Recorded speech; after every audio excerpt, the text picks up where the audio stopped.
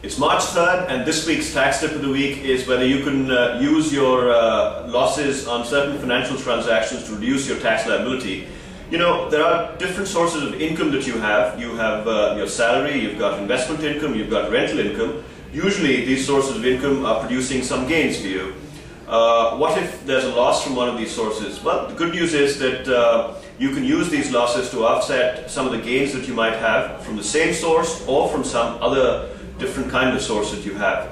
The additional good news is that if you're not able to use the tax loss in the current financial year, you can roll it forward, or the technical term is carry it forward up until the next 8 years to be able to take advantage of that. The bad news, however, is that not every tax loss can be used, or rather not every loss can be used to offset gains from any kind of source of income. Let's consider three categories. If you have a loss on a house property or income from a house property, well, fortunately that can be used as an offset against any other gains from any other source. You know, you've got an interest reduction that you get in your house property, and you've got rental income, and that might lead to a tax loss. That tax loss can be offset against any other source of income. The second category is business loss. If you have a loss in your business, you can offset that against gains that you might have from the same business or any other business. However, you can't offset that loss against any kind of salary income that you might have.